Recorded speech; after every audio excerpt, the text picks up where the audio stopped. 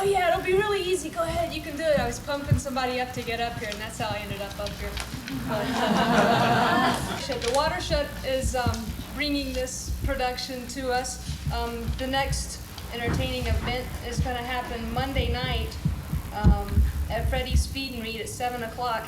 And it's going to be Victor Mingovitz reading A Satan Worshipper's Guide to the American Northwest.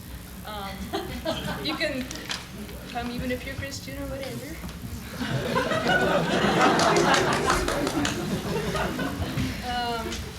Okay, now about the Goldman Gypsy Players. They were saying that when they came here last year to Missoula, it was one of the turning points and highlights of their adventures, and they went on to Europe and became, quite successful and famous over there. Anyway, they're back and they're real excited to be here, and I'm excited to have them here. So let the Queens Are Wild begin.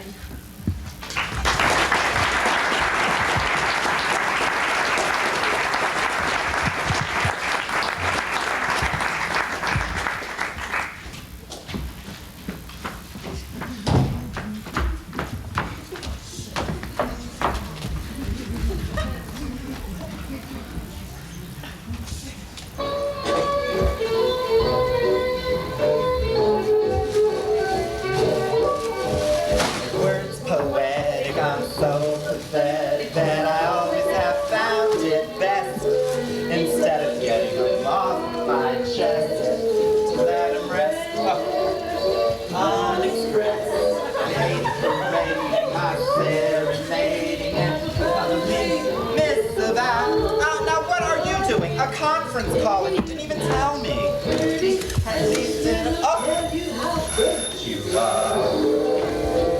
You're the top. You're the Colosseum. You're the top. You're the museum.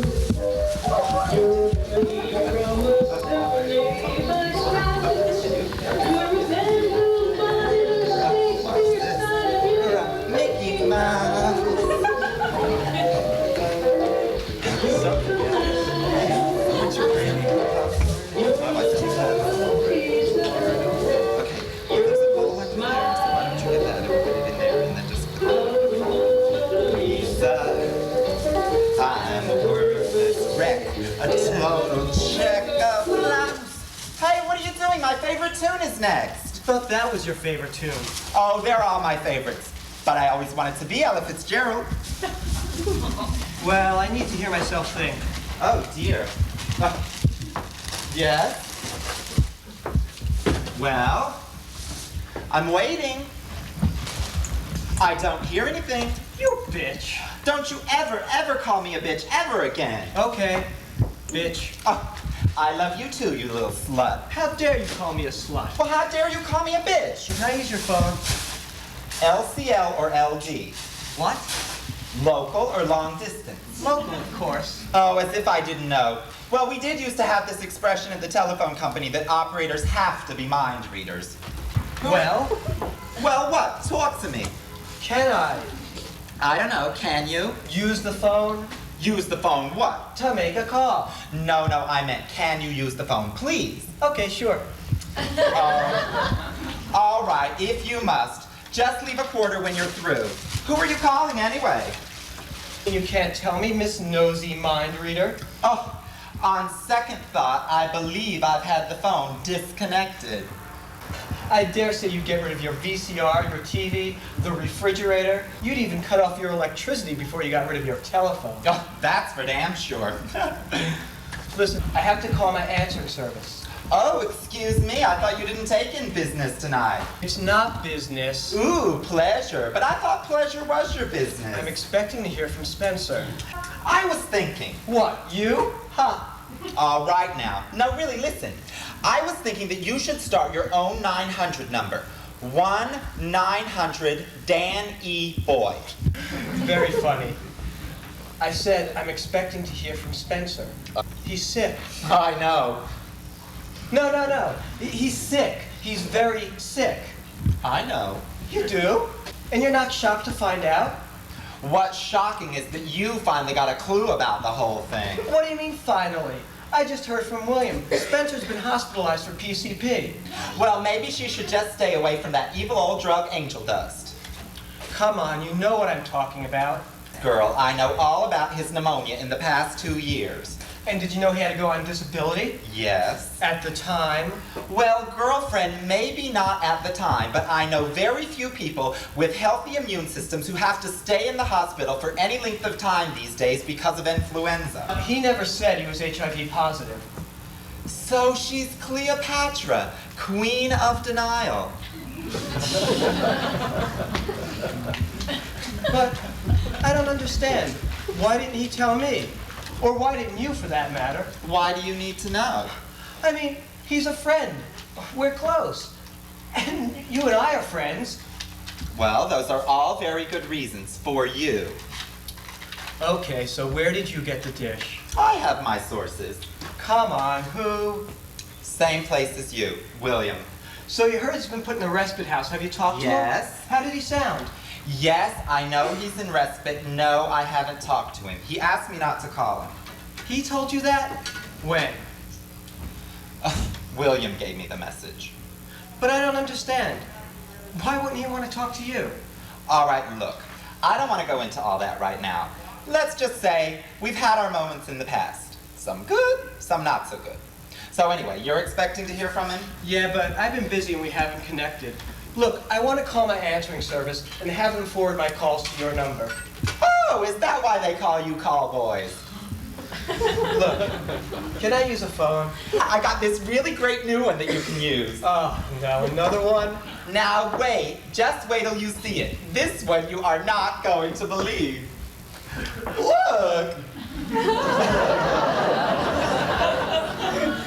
Oh my God, this is great, but I really need to use a phone. Well, okay. You turn it on in here right like this. Wait a minute, you mean this is a real phone and not another one of your toy ones? Yes, girl, that's what I'm trying to tell you. Listen. Oh my God, this is too much. This is fabulous. But of course. Oh, now what has happened here? Look at you. You've fallen all over the place. Oh my God. You're the tops.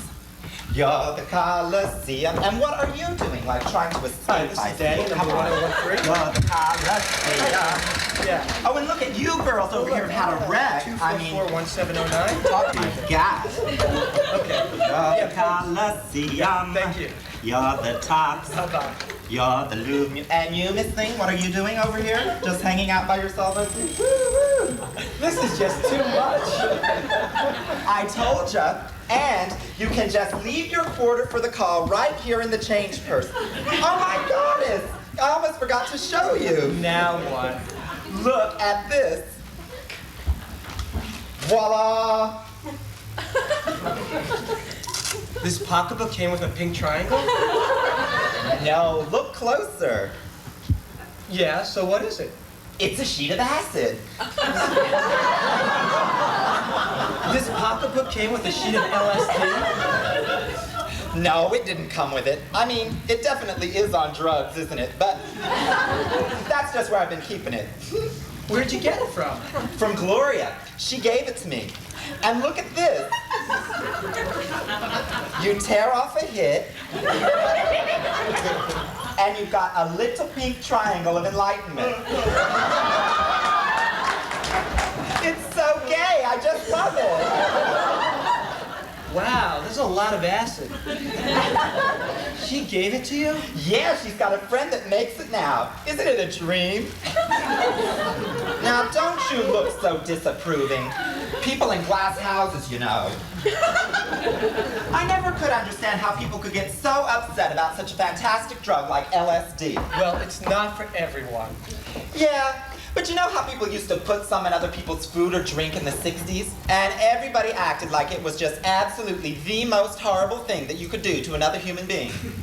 Well, honey, I wish someone would do it to me. Personally, I think it would be one of the nicest things that they could do for me. Barbara! Well, I mean it. I do. I mean, can you just imagine walking down the street when, boom, all of a sudden you're tripping your tits off? How fabulous. Look, I don't want to discuss this. I think you're terrible for even thinking of such a thing. Yeah, well, if you don't want to discuss it, then keep your opinions about the matter to yourself. Well, not everybody deals with the same deck for a reality that you do. Why, thank you, I'm sure. And speaking of keeping things to yourself, I want you to do me a favor. Oh? Don't mention my business to anyone. Ah, what is your damage? Haven't most of your clients come to you through references from moi? I know, but you tend to be a little public about some things. Public? Public? There are just a few too many things in this world that aren't public enough, if you ask me. Really, what are you so worried about anyway? Look, Barbara, what I do is not easy. Oh. It happens to be very illegal. Mm-hmm. And besides, it's not myself I'm worried about. I have to think about my clients. Clients? Please, Mary. They are John's and you are a whore. Oh, you're just afraid that if you ever get caught, you'll have a lot of explaining to do to the IRS. Oh, that, Mr. Taxman? Why, it was a gift from a dear friend of the family. Well, you're right. And see, that's why I don't want just anyone knowing about this. Like tonight, Abe's mother will be here. I don't want her to know I hustle for a living. Could you imagine explaining it to that woman? Oh, you just want her to think that you're a nice white boy. Really, why do you care? Well, I do, and that should be good enough reason. Please, Barbara? Oh, all right. I'll try. No, really, I'll try. You'll just have to remind me every once in a while. It's the best I can do. Let me just give you a little piece of advice. You're never really out until you're outrageous. And don't you forget it either. Yeah, well, I'm working on it. So, Gloria will be here tonight? Oh, yes, and speaking of twisted realities, oh, honey, she's a real merry-go-round lately. Love, lust, laid, another love, more lust, getting laid. Oh, well, that's just her life. Que sera, sera. What will be, will be. I always wanted to be Doris Day. So, let's play teams. You and me against Gloria and Abe's mother. All right, but I do not want her throwing to me. When we played that time in the hospital with Abe, all that woman threw me were cards I did not need. Not to mention those black threes. And she plays real cutthroat, just like Abe. She doesn't just play, she plays to win. Isn't that the point? Yeah, well, it's hard to have fun with a compulsive winner. Like mother, like son. Abe always played to win. So, how about this? We'll put you there, me here, Gloria there, and Abe's mom there. If she sits there, that means she'll be sitting where Abe always sat. Ooh, spooky! You know what's even spookier? Did I tell you about the dream I had? I don't think so. Well, it was this really strange one about Abe and his mom. And in the dream, I'm her and she's Abe. And the whole thing is about him trying to come out to me, except he comes out as a vegetarian. Oh, weird. I wonder what that means. Well, I think it still means that there are still a lot of unresolved issues between me and that woman. You just mark my word. Watch and see. She's a control queen. She tried to do it with Abe when he was sick, and she'll try to do it again. It's part of that woman's nature. Yeah, well, I know you still hold it against her. Sometimes I feel Abe's ghost, like he's just hanging around. Ooh, like in The Ghost of Mrs. Muir. Huh? I always wanted to be Hope Lang. Okay. I'll sit there, you can sit there, we'll put Gloria there and Abe's mother there. No, I think Gloria should sit here. I do not want to discard to Gloria. She picks up everything I throw her, and then you get mad at me because I give away so many points. Oh, All right. Me, you, Gloria, her. We're just two little girls from Little Rock. Please. Well, I always wanted to be Marilyn Monroe. You don't sing like her. I beg your pardon, I sing good. How dare you say I don't sing good? I can't believe it. We're just two little girls from Little Rock. We lived on the wrong side of the tracks. But the gentlemen friends who used to call, they never did seem to mind at all. They came to the wrong side of the tracks. Then someone broke my heart in Little Rock. So I up and left the pieces there. Like a little lost lamb I roamed about. I came to New York and I found out that men are the same way everywhere. I was young and determined to be wined and dined and earned, and I worked at it all around the clock. Now one of these days in my fancy clothes, I'm going back home and punch the nose of the one who broke my heart. The one who broke my heart. The one who broke my heart in Little Rock, Little Rock, Little Rock, Little Rock. Hit it, Jane. Well, come on, it's your big solo. What's the problem? Oh. I didn't mean to interrupt. I mean, I knocked on the door, but with all the noise, I figured you couldn't hear me. So I just let myself in after a while. I thought I was running late. You're early. 15 minutes early. Could I take your coat, Mrs. Fine? Daniel, please, call me Abby.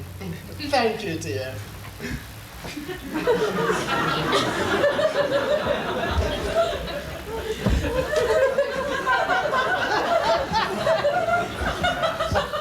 I thought I was gonna be late. You see, I came by cab. Whenever I need a cab, I call two of them. You know, cabbies, they never come on time.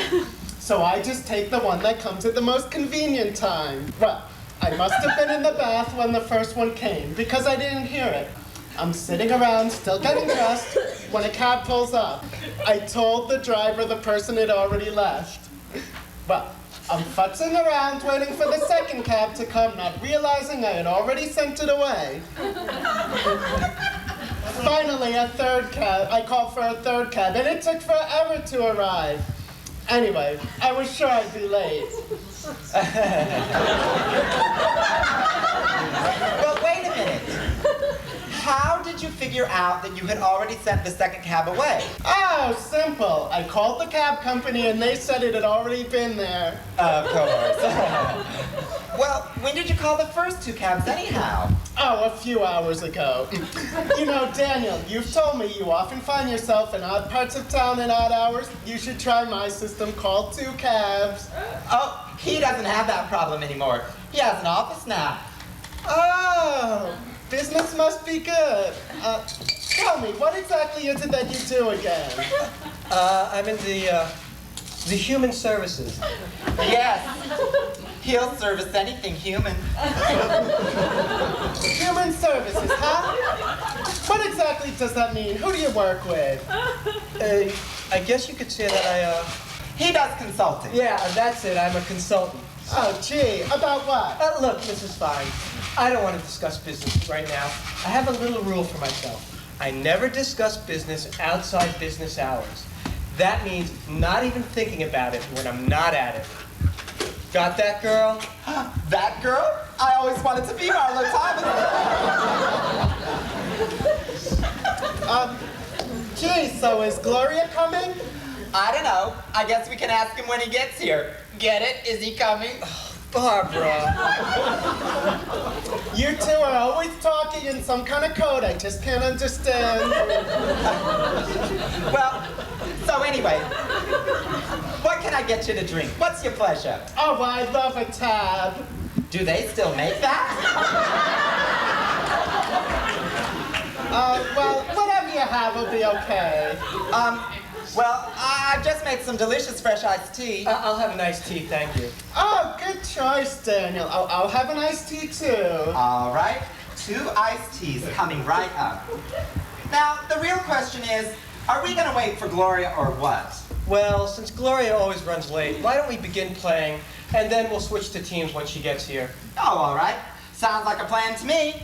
There you go. Thank you. We might as well get started, and here's one for you.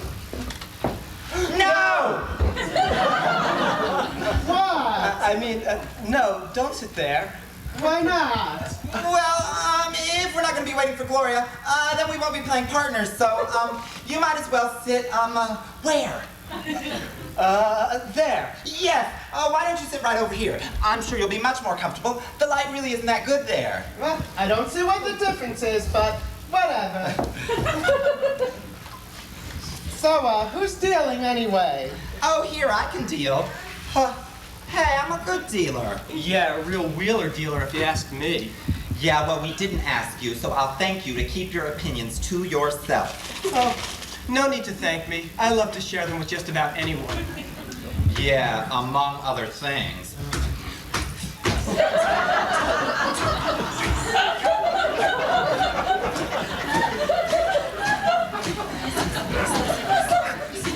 Daniel, are you making fun of me? I'm sorry, Mrs. Fine, but I couldn't help it. You know, Abe does the same exact thing. Really? Isn't that something? You and he have a lot of habits in common. It's quite an observation.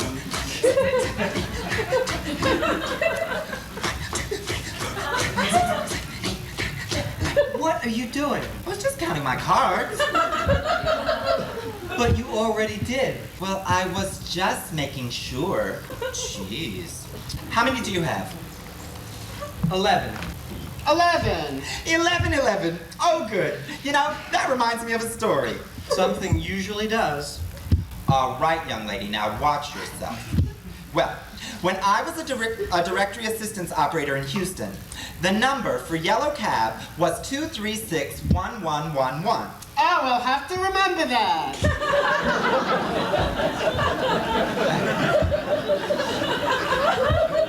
Yeah, right. Well, anyway, in training, they told us, actually, they told us a lot of things. I still remember my very first day. Oh, what, back in the dark ages? All right, Miss Thing, now let's not show our immaturity as well as our shoe size. Now, as I was saying before I was so rudely interrupted, now what was I saying? Does anyone have red threes? Oh, yes. You were about to tell us about your first day of training. Oh, yeah, that's right. Hey, now why was I gonna do that? Something about the number for a yellow cab. Thank you. Oh, sure, that's right. All right, well, in training, they told us that there are 3 things to making a good operator. They are courtesy, accuracy, and speed. But I soon learned that it was completely reversed as far as the telephone company was concerned. First came speed, then accuracy. If you had time to throw in a little courtesy, they wouldn't mind that either. Yeah, really. Director operators are always so rude, like they're in this big rush. Well, girlfriend, that's because they are. You know how we got timed on every single call. And the faster you were, the better. You see, the telephone company really only cares about how they look on paper. I don't follow you. Oh, well, all right, let's put it like this. They don't really care whether or not you thought the operator was rude. They just want to be able to say, look how efficient we are. These girls answered this amount of calls in the least amount of time possible. Oh, they had formulas for figuring out everything, including how much time we spent pissing and shitting on company time. Right, Danny? That's right. Huh?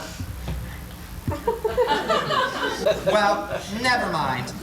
The point was that we used to just fly through those directories, practically tearing the darn things apart, doing anything we could to save a little time, including grouping the numbers together, even though they specifically trained us not to. Now I don't follow you. Oh, all right. Well, let's say that the number was 348-2156.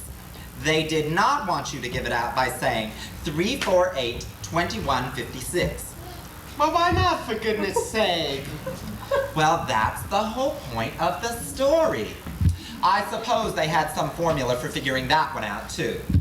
But when it came to grouping the numbers together, it turns out that they were right.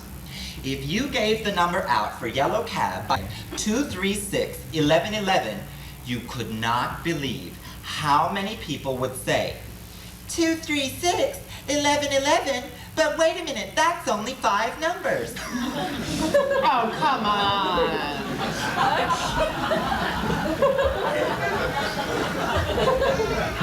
No, you can believe it.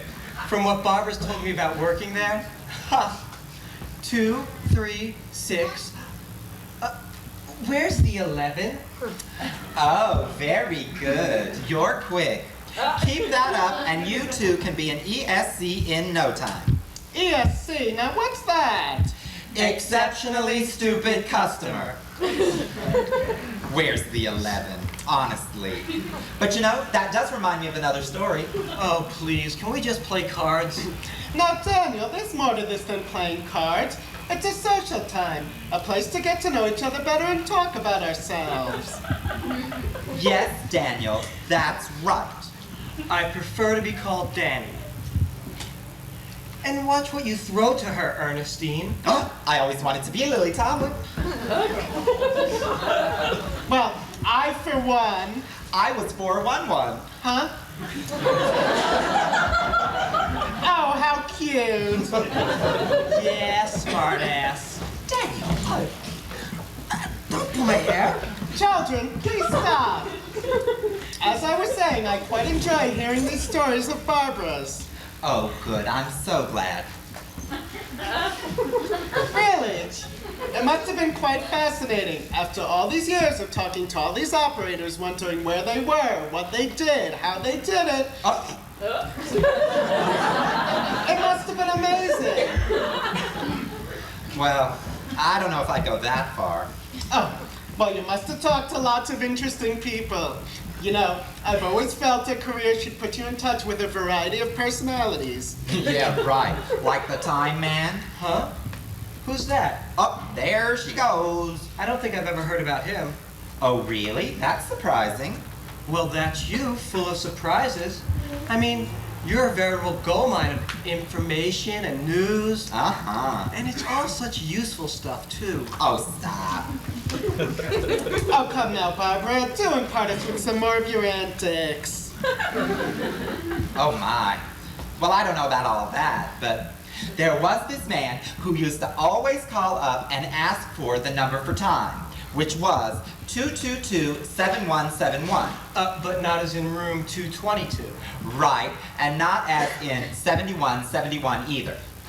And then he turned right around, call back, and say, I've been dialing capital 27171, been getting a buzz, buzz, buzz. But I don't get it. What's this capital part mean? Oh, why, even I can explain that one, Daniel. That comes from back in the days when you used to have to dial an exchange before the number. Right, Barbara? Precisely. I still don't get it.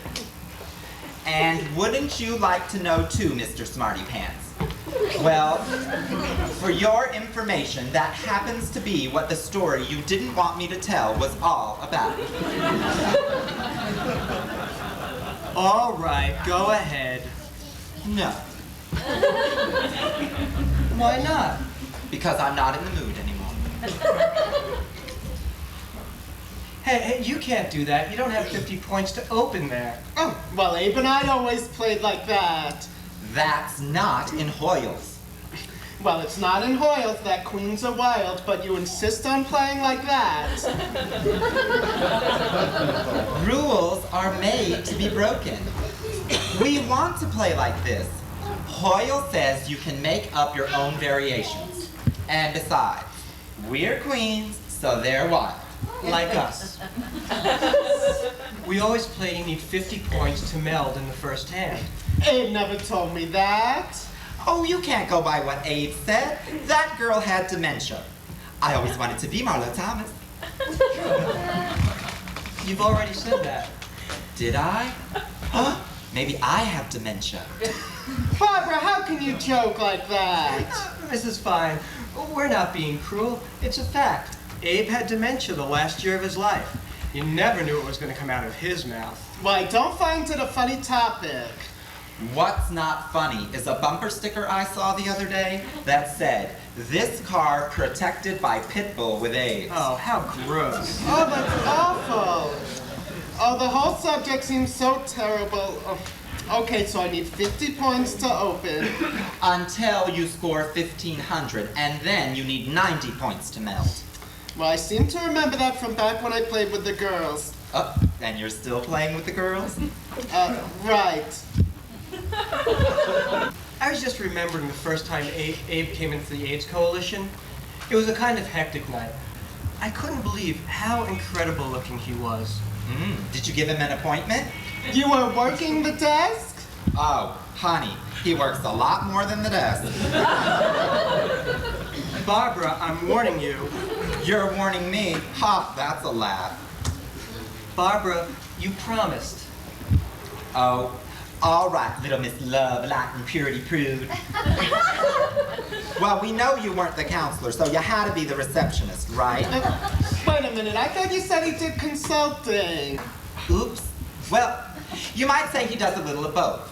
You might say he receives some and then the others he sticks it to in the It was a volunteer position. Barbara. That's my name. Don't wear it out. I don't understand.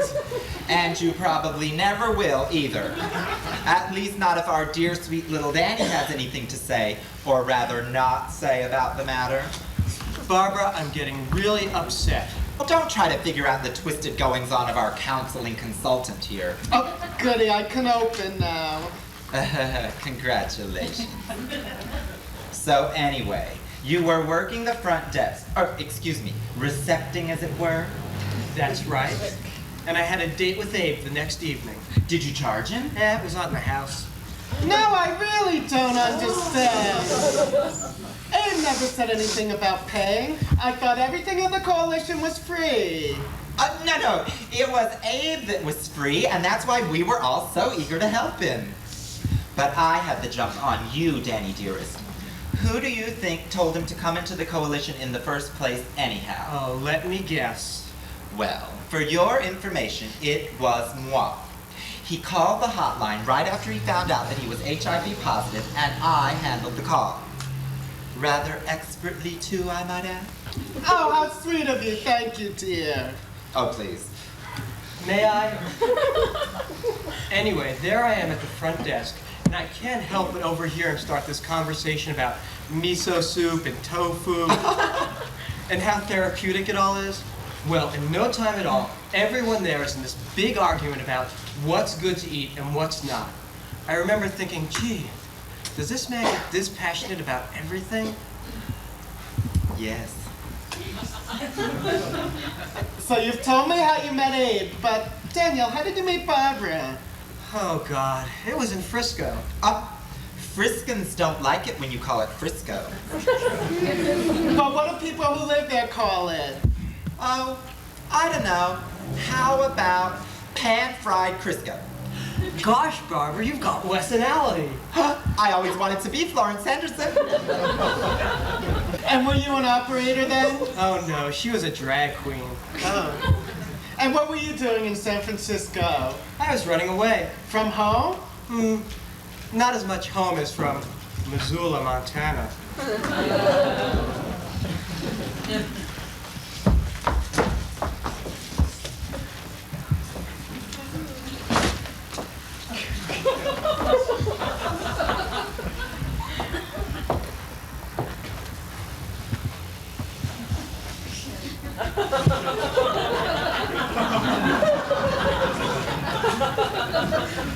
Close your mouth. It's not attractive. And you'll draw flies.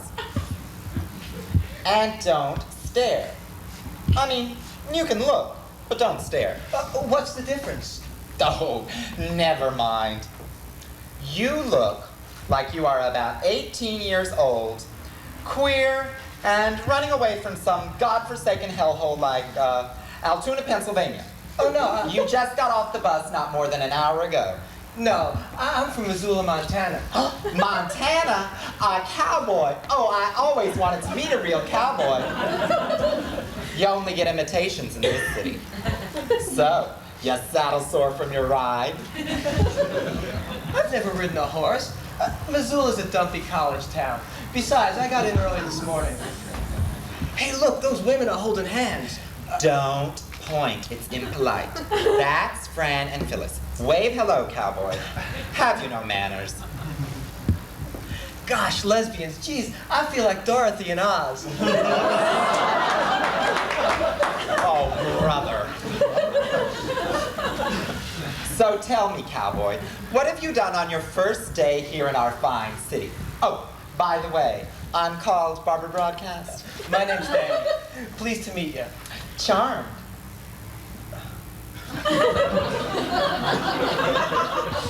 I took a bus up to the Castro, and I got off, and I walked all up and down the street, and I stopped in the bookstores as they opened. I picked up this great book. Oh, my. Yeah, isn't that nice? And then I was walking past the bars, and I saw things like I could not believe, like men holding hands and kissing. Yeah, I even saw two men in leather. One was leading the other around by a chain. Duh. Probably Tony and John. Was the one on the leash wearing a leather mask? Yeah. Tony and John. Gosh, you seem to know just about everyone. Well, I try. So anyway, you were being completely mesmerized by the antics in our little neighborhood here, and... Oh, and so then I cut through Buena Vista Park. Boner Vista Park. Oh, good instincts, cowboy. Into the Haight, where I finagled a bottle of wine from a liquor store. This man with real long white hair and a real long white beard bought it for me. He was real eager to help. You know him? Yeah, right, cowboy. It was Santa Claus. Did he ask you to sit on his lap? Go on. Well, anyhow, I went down to the Golden Gate and I walked across the bridge to the far side, and I sat on the hill and I watched the fog come in over the bay as I drank the bottle of wine. It was beautiful. That's it? Well, it was really beautiful. I think I'm gonna be sick.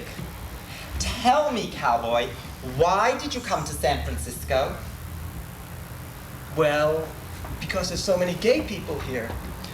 Good. And what do you want to do now? Well, Come on, cowboy. We're gonna get you laid. For Christ's sake, no self-respecting homo comes to San Francisco to watch the fog roll in, Mary.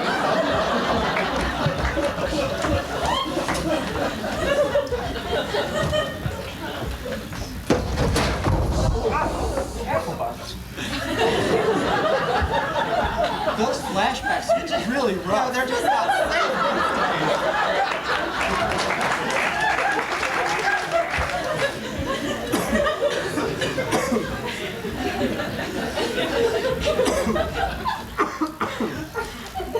What's the matter, Mary? Don't call me that. I've got a cold. Oh, calm down, Mary. Don't pick on Daniel. I thought it was really nice about the fog, Barb. Barb.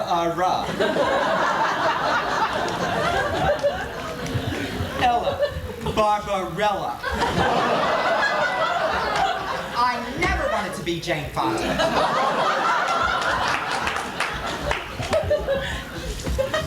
Barbara, Daniel, please stop. Stop calling me Daniel, Mrs. Fine. Don't call me Mrs. Fine. We could call you Miss Thing. Barbara, stop being such a bitch. I said it before, I'll say it again. Calm down, Mary. Stop calling me that. Mary. I always wanted to be Mary Poppins. When Mary holds your hand, you feel so grand. Your heart starts beating like a big brass band. Oh, it's a jolly holiday with Mary. Thank you. That will be quite enough. No wonder that it's Julie that we love. I always wanted to be Julie Andrews. So is it okay for me to make a canasta out of twos? Well, since we're playing that the Queens are wild, that would be okay. Oh, let's see. What I think I'd rather do here is freeze the pile. How Oh, could you? the nerve. Well, you two already have so many cards out here, I figure I have a good chance of picking up the pile. Yeah, and you'll probably rub it in if you get 1,000,000 points that we discarded. So tell me, what were you doing out in San Francisco? Oh, hanging out, meeting people. For a living, what were you doing? Isn't that living? To make money? What were you doing? Well, let's see now. If I remember correctly... That's if you have any brain cells left. Oh, no, you won't. Now, wait a minute. Wait a minute. I think I still hear a couple of them rolling around in there. Hello? Hello? What? Are they subletting from the marbles?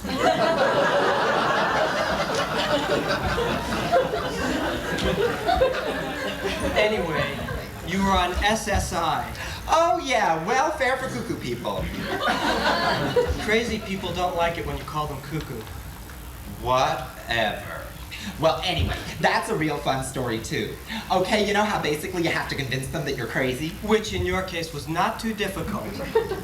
All right, now who's telling this story anyway? I defer to your looniness. Oh, my. Such big words. Well, anyway, what I did was, one day I got dressed up in this raggedy old suit and tie. And I went into the office and I told them that my name was Milton. And that I had this wife, Mildred, and that she was crazy and she was trying to kill me. And I acted all paranoid and shit. And that was enough to qualify? Well, we'll never know. Because what I did, just to make sure that I got it, was, the next day I put on this old tattered house dress. You know, real slovenly drab. And I went back to the office, and I told him that my name was Mildred, and that I had this husband, Milton, and that he was nuts, and I thought that he was trying to kill me. And sure enough, that did it. Oh, well, that's amazing, but it's a far cry from the phone company. And tell me, what were you doing out in San Francisco? Oh, yes, cowboy. Do tell us. What were you doing on the streets of San Francisco? I always wanted to be Michael Douglas. Why are you so concerned about what people do for a living? Oh, it's a good way to get to know each other better, don't you think? Well, I was just thinking about Gloria. You know, I had this really bad vision, like Gloria was on his way over here, is walking through the park, swishing along, gets called a faggot by someone, mouths off, and then gets beaten up. And now she's laying hurt somewhere.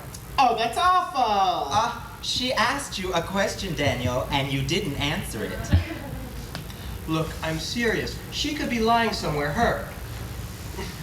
That's awful. How could you think such a thing? Well, it does happen. You know, she's such a free spirit sometimes. Oh, right. And someday she's just bound to get her wings clipped. Give me a break. And what's wrong with her being a free spirit? Or are you saying that maybe she should act more straight? All I'm saying is that I'm worried. Yeah, well, when I used to live in New York City, I would get sick and tired of people saying to me, "You can't wear that on the subway." The hell I can. If I'm gonna be killed for wearing makeup or drag or some big dangly earring or frilly little thing in my hair, then I guess that's just how I'm gonna go. But at least I'll have the satisfaction of knowing that I died pretty. Mellow out, Barbara. I'm just concerned, that's all. Well, I do hope that Gloria shows up, because I do like him so much. And you know, I'm still grateful to him for that time that he came to look after Abe so that I could come and talk with you two.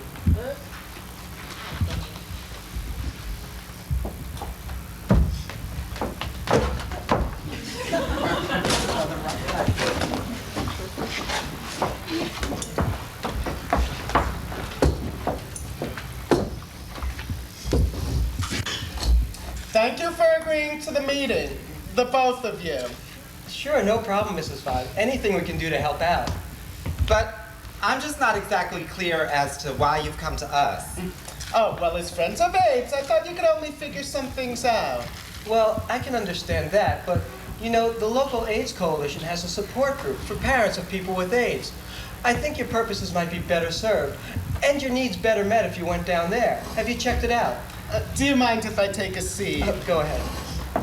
Yes, I've been a few times already, but still, I feel as though something is lacking. Oh, really? Why's that? I've often heard what a great group it is. Well, I think there are a couple of reasons for it. The first being that since I don't live here and I'm just visiting and all, I can't seem to get over this feeling of being an outsider. Oh, now you have been going to the drop-in group and not the extended time commitment group, right? Actually, I've attended both. You see, as it turned out, the closed, longer-term group had a sort of open house to meet with the parents in the open or drop-in group to generate interest and compare procedural matters. Well, gee, sounds like you're on the right track to me. Just exactly how long have you been here in town now, anyway? A little over a month, and quite frankly, I'm getting a bit eager to get back home. Well, yes, but as I was saying, that's the kind of issue that's best addressed down at the support group. Yes, but as I was saying, I haven't been satisfied with that group. The second reason is that despite how lovely and giving and supportive they are, and I truly do believe there are some exceptional people involved, there remains the simple fact that they do not know my Abe. Your Abe? Barbara, I think I see what you're saying, seeing as we know Abe personally and all. Oh, that's certainly an understatement.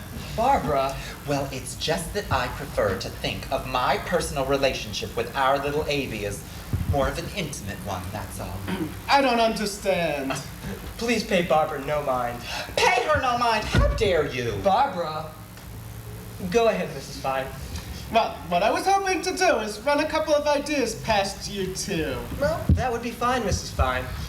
Please do. Well, personally... Oh, there's that word again. Excuse me? Yes. Well, I've been thinking about how much care and attention Abe has been needing lately. In fact, to be honest, I've even been a bit overwhelmed by it myself since I've been here. Well, sure, that is a problem. But you know, if we all pitched in and took turns preparing meals, cleaning up, it would help out considerably. Oh, how cavalier of you. Yes, well, that was a consideration of mine. Oh, well, geez, lady, if that's all you wanted, why didn't you just come right out and say so? I mean, none of us are too good to roll up our sleeves in a situation like this. I do a pretty fierce Florence Nightingale, if I do say so myself. And I always wanted to be Hazel. You know, I just love Shirley Booth. Now, this is getting me all worked up and kind of excited, you know, like rallying around the But cause. dear, not to burst your bubble of enthusiasm or anything. As I said before, I'm getting pretty anxious to get back home. Oh, well, that's no problem. We know lots of people who can help out. The coalition is just brimming with resources. That's just not the same, though. Asking strangers? I'm not talking about strangers. Yes, hard as it may be for you to believe, Abe does have other friends besides us. Yes, he's really well loved by lots of people, and not just down at the coalition. Well, that's all well and good, but I feel that Abe needs to be with me. His family, you know. Oh, come off it.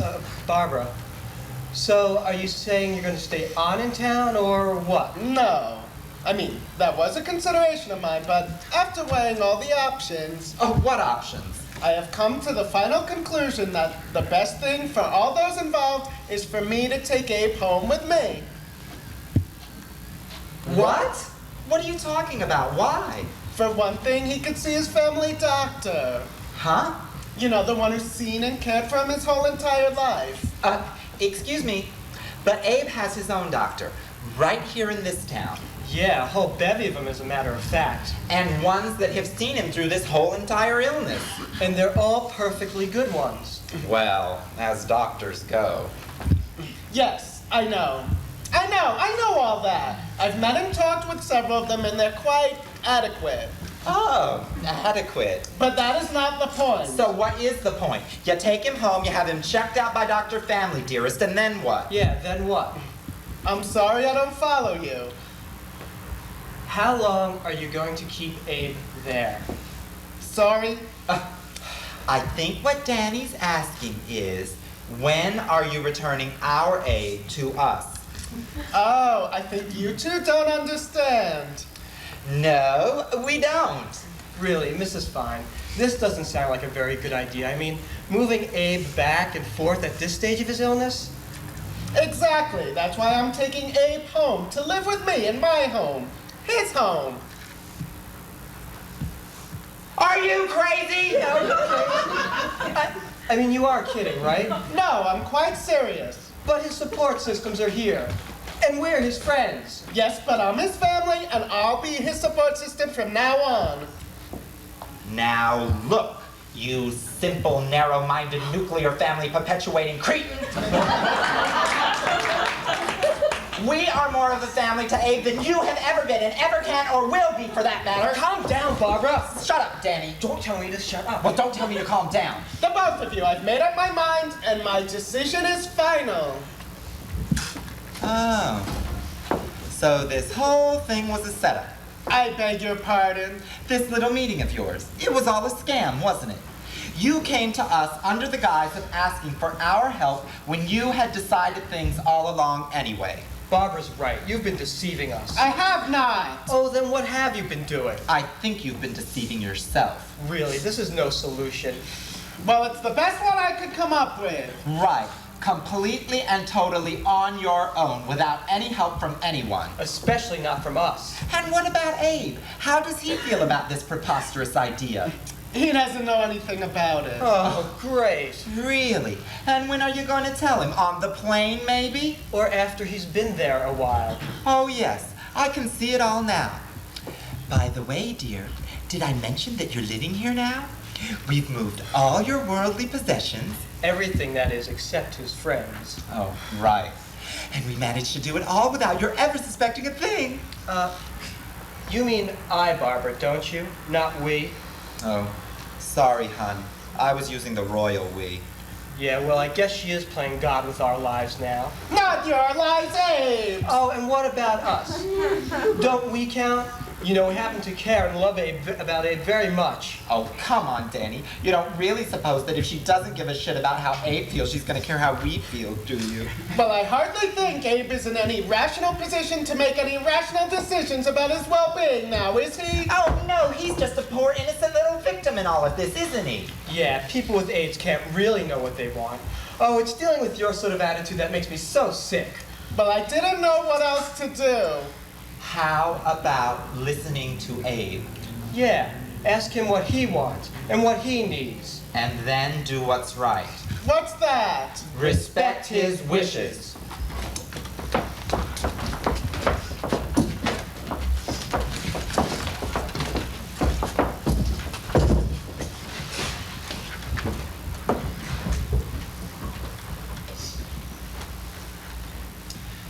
You know, I sort of hate to mention it, but you were a real bitch back then. Barbara. Well, it's true. She was. But at least you've gotten a little better. Now, I can't say that for you. Well, I don't know if I should thank you or what. And as for you, young man, when it comes to Spencer, I think that you should just respect his wishes. Yeah, but you know, I much prefer giving advice than taking it. Oh, you certainly do. What do you Miss Thing. mean? I mean the situation with Spencer. I guess I lack some sort of perspective. Who's that? An old boyfriend. He's very sick. Oh, AIDS? Complications. I don't get it. He chose not to tell you his HIV status. He didn't want you privy to that information. Does that fill in any of the blanks? Yeah, but I feel close to him. I thought the feeling was mutual. And how about you? You went out with him longer than I did. I don't see how you could be so level-headed about all this. I amaze even myself. I don't know. I guess I'm just jaded.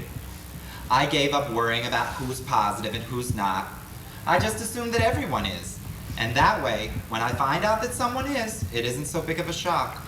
Well, I don't want that attitude. I'd like to believe that people are trying to be as healthy as they can be. It's attitude that makes a difference. You sound like you're being fatalistic. I don't know.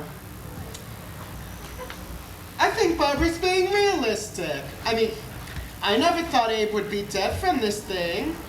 He ate well, took care of himself. He loved life. All life. Well, those things aren't enough, though. They're not. Yeah, well, Spencer does those things too. I feel betrayed. I guess in the back of my mind, I knew he was positive during the time we went out. I mean, there was even that flu he was hospitalized for. Well, you must have suspected something, then. Yeah, but he never talked about it. And I never really asked him about it except to see how he was doing. You know, William told me that Spencer didn't want to admit to being positive, because then he'd have to deal with it as this long-term thing. And Spencer just wants to take each sickness as it comes, one day at a time. Otherwise, he'd be constantly neurotic. You know, every little cold or flu or bout of exhaustion. It's such a big deal if you're HIV infected. Well, that may be. But honey, you were being just a little codependent, I'd say. I mean, if you suspected that he was HIV infected, why didn't you just come right out and ask him? I can take the pile. Listen, if he calls tonight, talk to him. No. Why not? I was told he doesn't want to talk to me. I'll tell him you're here, and I'll give you the phone. Look, don't try it, okay? If he doesn't want to talk to you, he can tell you so himself. And I've got a reputation for being manipulative. Listen, I'll tell you what I'm going to do, and then you decide what you will do. I will respect his wishes. If he wants to talk to me, I will wait for him to call me. You know, Spencer always tells me that you're the one that never got over it. Oh, keep it to yourself, Mary. I am not even listening. I can't believe you got another canasta.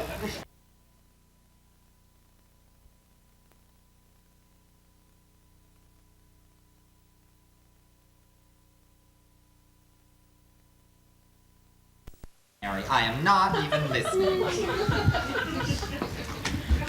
I can't believe you got another canasta. You're probably gonna go out soon. But if you keep throwing him such good cards, right, Barbara? Right. Anyway, back to the conversation that keeps getting interrupted by this card game. Oh, what, the conversation at hand? No, this hand. Ha ha. Well, if I ever get really sick, notice I said if. I'm being positive. Get it? I'm being positive. I would want people to respect my wishes. And I want you to understand something. That no matter how upsetting Spencer's choices may seem to us, it is still his life. I mean, after all, you finally stopped trying to be such a control queen about moving Abe, and you moved here instead. And like I was saying, if I ever get really sick, I would want people to respect my wishes. I wish that they would do it now. But I guess that you have to actually have full-blown symptoms and not just be positive. Well, turns out that you were right. A clean canasta of aces, and I'm out. Now I'm gonna be negative. Points, that is. I've never been tested myself. You, on the other hand, sound a little flippant about your status. You are saying that you're positive, right? Well, that's what they tell me. Well, you know, you look pretty healthy to me. Well, HIV isn't something visible. I may be asymptomatic now, but who knows what will happen. Woo-hoo! That's 1,550 points. Oh, shit. That means I'm gonna need 90 points to meld next hand. I just hate that word, meld. I'm melding, I'm melding. I said I'm melding, I'm melding. Well, you've gotten awfully quiet. I didn't want to disturb you while you were counting your points. I know how easily distracted you get. Oh, what's gotten into you? You. Well, I only want a hand, even if it was a big hand. You could be happy for my high points. Oh, what? Am I supposed to congratulate you on testing positive? Oh, shit. You mean you didn't know? Oops. What's the matter? Did you forget something? Yeah, she forgot to tell me she tested positive. Oh, Danny, honey, I am so sorry. It's just that sometimes I forget who I've told and who I haven't. Well, for what it's worth, you never mentioned it to me either. You know, I feel like you just dropped a bomb right in the middle of our nice, innocent little card game. Oh, God damn it. How can I explain this to you? Why don't you try? Okay, look. When I first got the test results, it was so unreal to me. My immediate reaction was, I wish I didn't know this information. It totally fucked with my head. I couldn't even take my own advice that I had been dishing out to people on the hotline. We're not talking about the hotline, we're talking about your life. Okay, look, babe. I'm really, really sorry. I wouldn't not tell you on purpose or do something like this to hurt you. Well, it still hurts.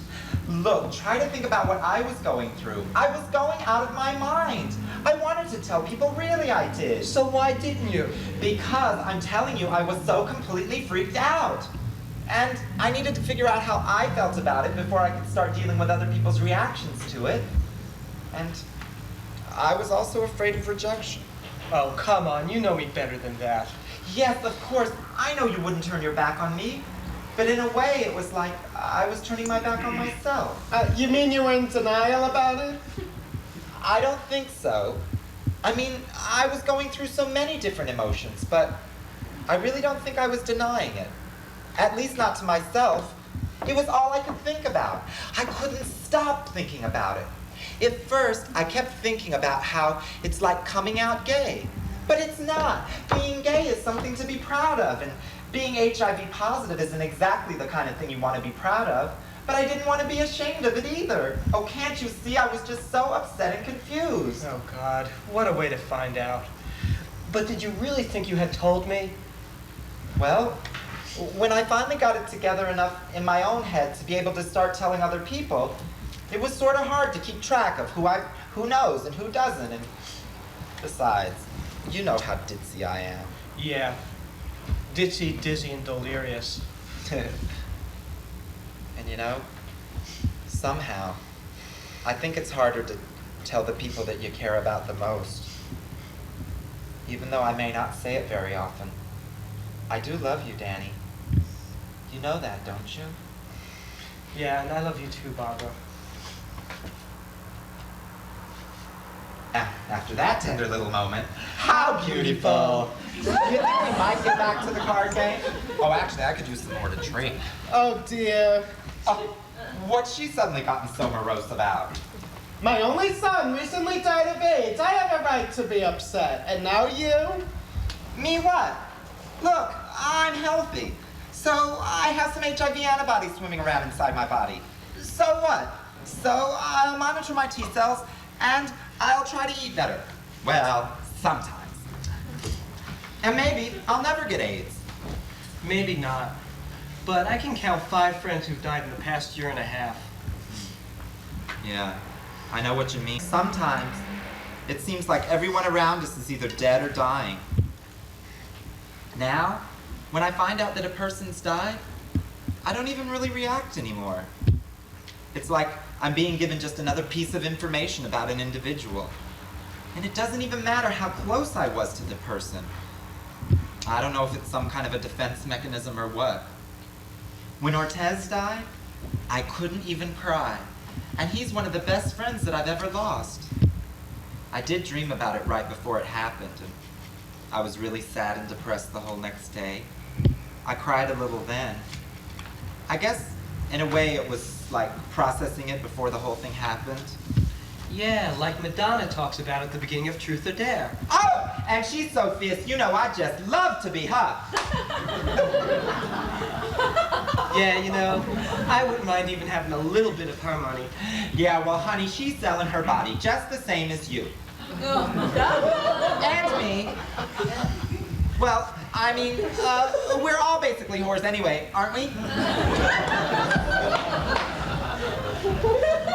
Oops. Guess not. guess I should just keep my opinions to myself. Yes, please do. But you know what's really amazing to me? Is the way that AIDS has so completely and totally affected our culture. Yeah, sometimes it just seems so unreal. Well, it's real. Really, it's real. It's real to me. Or at least I have to keep telling myself that, because with Abe, it all happened so quickly. And you know, shortly before he died, he started ranting and raving all about the earth and the environment and how messed up it is and how ugly things are getting.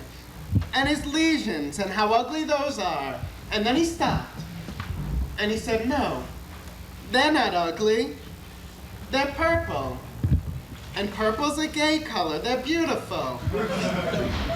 Wow, That's really something. that's great. I hadn't heard that.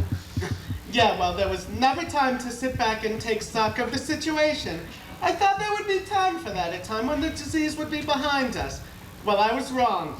I feel like I need to do something about it. Well, what's there to do? Well, we can cash in our red threes. No. Well, what I'd like to do is make a panel for the AIDS quilt in memory of Abe, and I'd like you two to help me with it. Oh, that tired thing? Well, I mean, aren't there already too many panels as it is? I mean, wouldn't it be better if they took some of that money that they spend on the big bloated bureaucracy that they have created out of the Names Project and spent it on trying to help keep some of us alive? Yeah, really. I've gotten 2 fundraising letters from them in the past month. They spend more money finding a place to store it. Well, what about keeping the memory of Abe alive? It would be pretty hard to forget Abe. Sure would. Well, I still think it's a worthwhile project. I guess the quilt does have a power of its own. I mean, I worked on it when it came through town. It was really something. They had this whole gymnasium filled with panels on the floor, on the walls, hanging down from the ceiling. So this one woman, she found the name of a friend. She just burst out into tears. She didn't know the man was sick. This other man got so angry by what it all represented. So many deaths, so little action. And you know, I think if something should ever happen to me, I would want my loved ones to make a panel for me. Which one of the thousands? You, for example, or Gloria, I don't know. But what would be really satisfying is for my family to see that my friends care so much about me. Your family, do they even know where you are? What, is it 10 o'clock or something?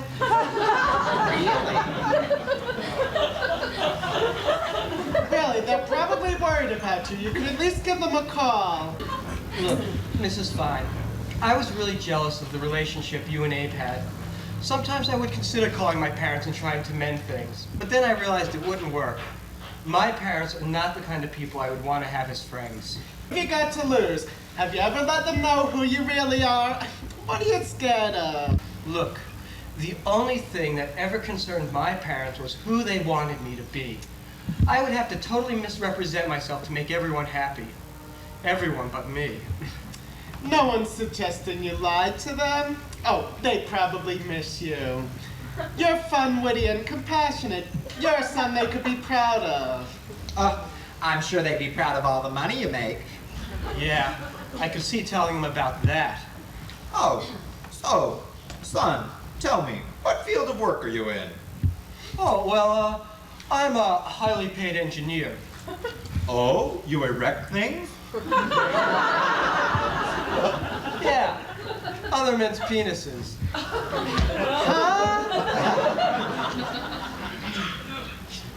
I'm a prostitute. There, I told her. Uh-huh. Well, I guess that's a career that puts you in touch with a variety of personalities.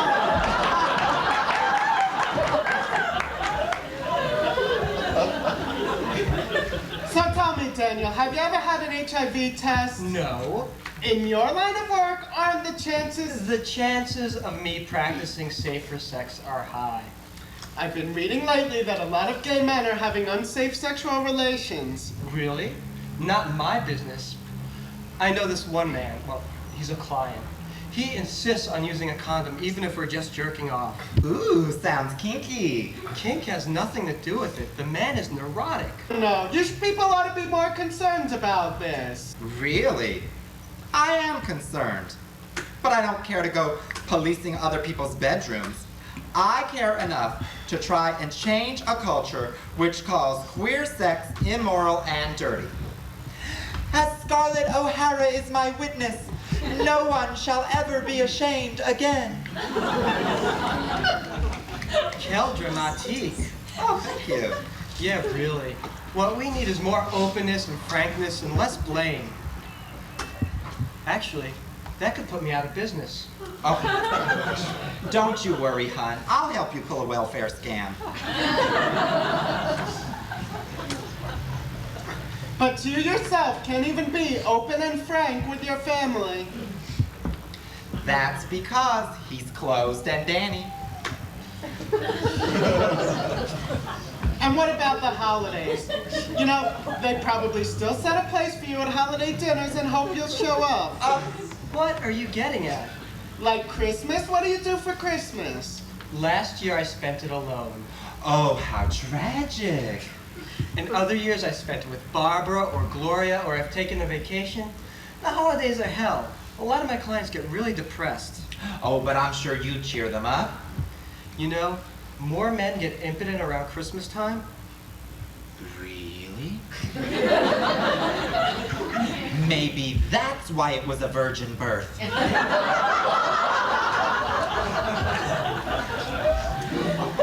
Daniel, why don't you spend the next holidays with me?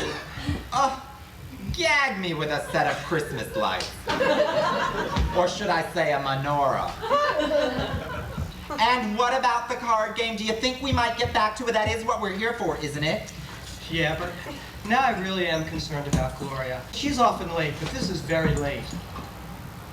I'm concerned too. Something feels wrong, Daniel. Yeah. Well, just sitting here talking about it isn't going to accomplish a thing. How about we go look for her? How about reaching out and touching someone? You know, that's why they invented the telephone. We can let our fingers do the walking. Phone queen. Oh, thank you. Daniel, please, give it some thought. Danny, give what some thought? Spending the holidays with me. We shouldn't both be alone. The holidays are a good time to be alone and catch up on my reading. I can cook up a storm. My desserts are out of this world. Which do you like better, chocolate or butterscotch? Well, I love anything with chocolate in it. But let me tell you, you've never really had chocolate till you've had my triple fudge sour cream chocolate chip brownies. One ringy-dingy. Well, that is tempting. But I want to clear one thing up with you. I'm fed up with this business about familyness and togetherness. Two ringy-dingies? It's all a bunch of propaganda. What I'm looking for are people in my life who care about me and who can be open with me. And who I can be with in return. Four ringy-dingies? Ooh, pick up. Oh, answering machine. Well, thanks for the lecture, but isn't that what a family's all about? Is it? Not my biological family. But the family I've made of my friends and lovers, yes, it is. Girl, where are you?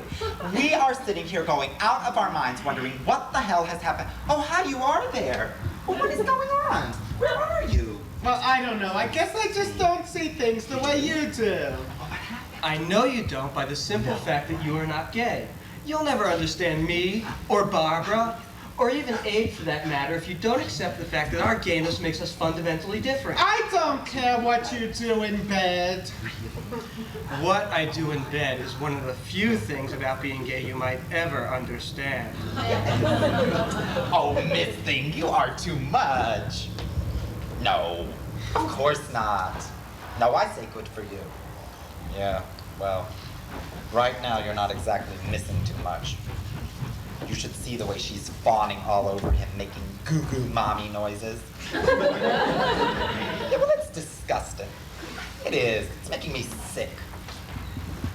You know, I actually think that she thinks she can replace Abe with Danny. a surrogate son, if you will. Yeah, well, she's got another thing coming as far as I'm concerned. What she needs is a good swift kick in the old keister. Or maybe what she needs is to be taught a lesson.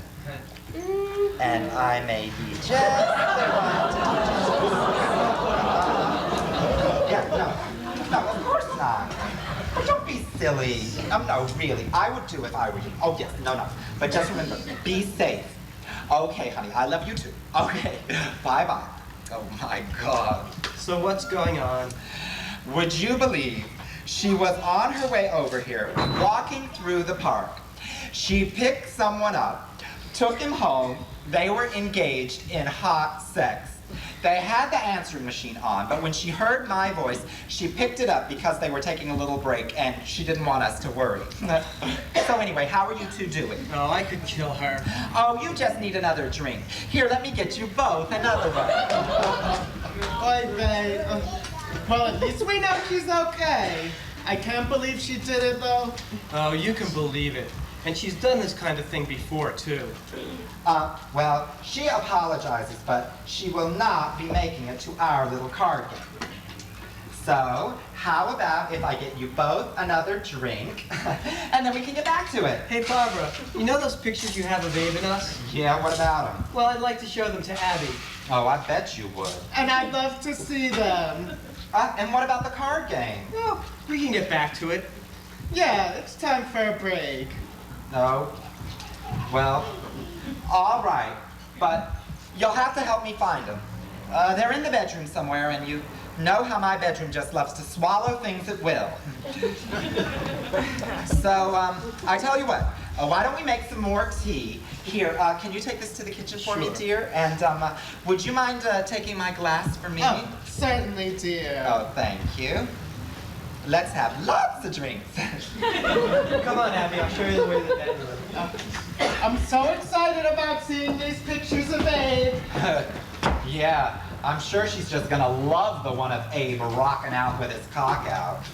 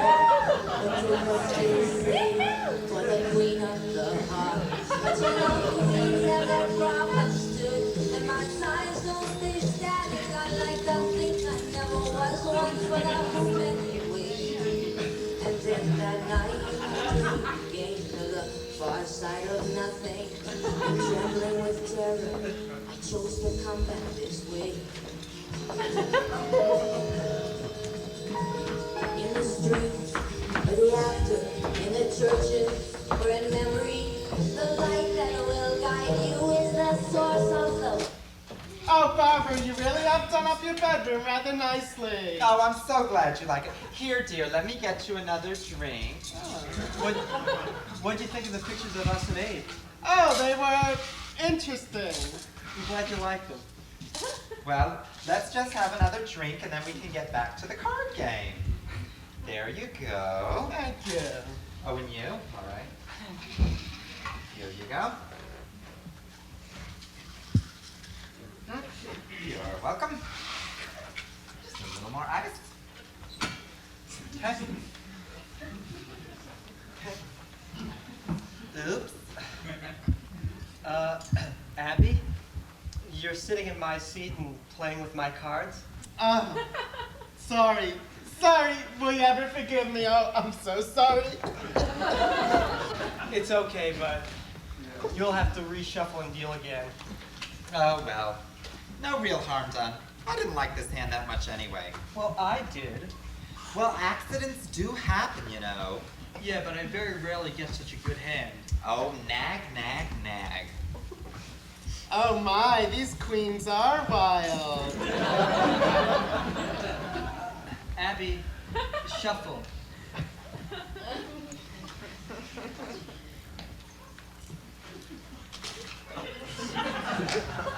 Oh, I'm losing my grip. I'm afraid I'm not dealing too well. What are you doing? Hold it, fellas. The dirty dealer meant no harm. These cards are mine. They're a A mess. chocolate mess. Ooh, I wish we had some chocolate.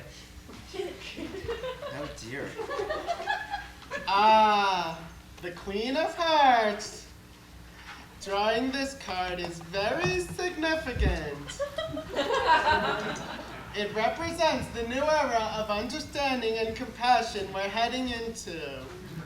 It's the unconditional love we're all striving for. And over here we have the Queen of Clubs. This card is in the near future position, or what we need to pass through in order to find the unconditional love we're all striving for.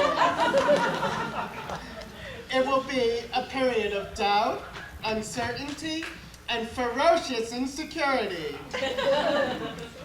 It's more of a psychological rather than a physical clubbing. That only happens after falling in love, at least with some people. It's an internalized reaction to the growing author of authoritarianism in society. It's the fear within of the police gaining more power over us. That's why it has all these clubs on it.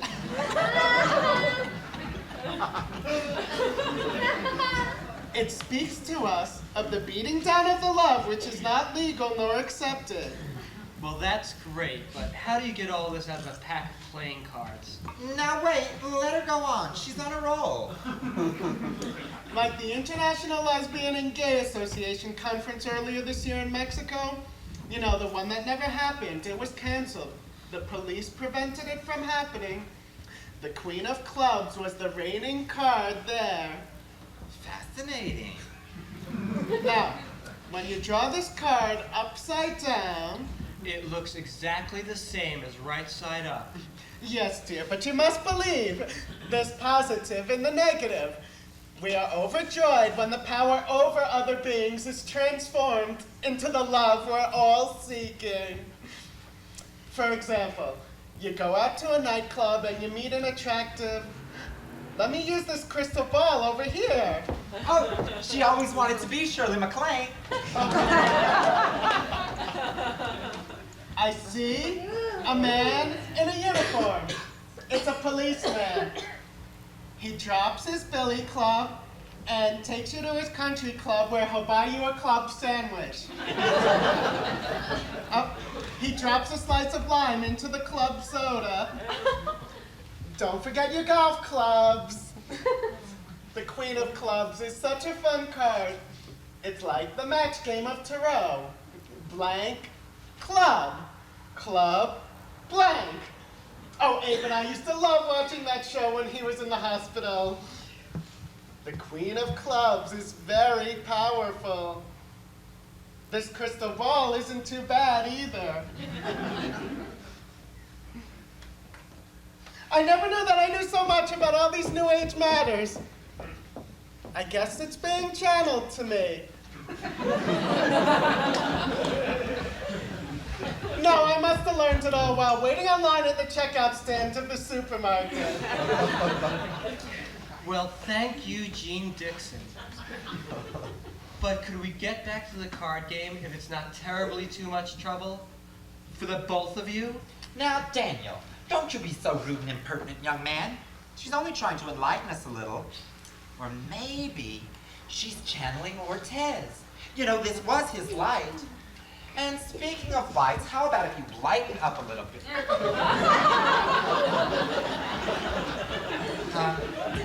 Okay, I tell you what. Why don't you take these and deal us out each 11 cards? And that's one more than 10 for your point of reference. Oh, I can handle that. You know, that reminds me of another story. Oh, go ahead. All right, well, for this one, we have to go to the time when I first became an O operator. And as you know, that was something that I aspired to quite highly during my career with the telephone company. Well, when I first became one, we actually had to count the coins from a payphone. Can you believe it? Even though I knew that they could make the computer count them if they wanted to, and which, of course, it now does. Well, anyway, the way that we would do this was by the noise that the different coins would make when they were deposited.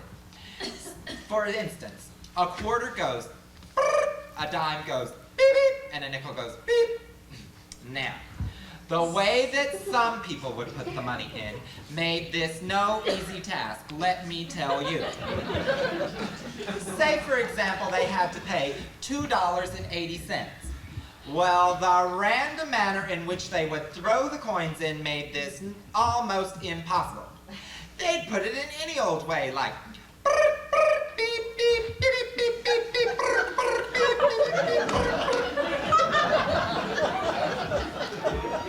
But that's only $2.10. Tell me, and if you happen to be stoned at the time, girl, forget about it.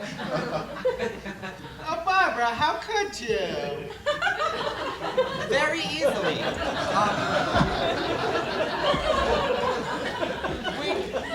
We just go out on our lunch with a friend or two and smoke a joint, or we'd even try to do it on our break.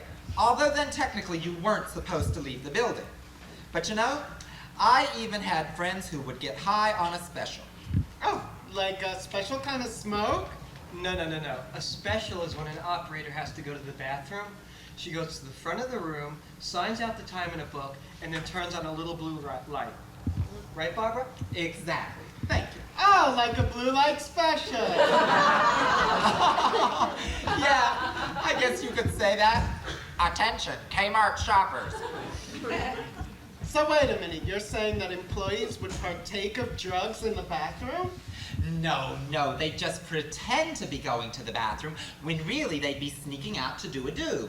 Oh, Scooby-Dooby-Doo, where are you? Oh, Abe used to love watching that show when he was little. Little nothing. He watched it up till the day he died.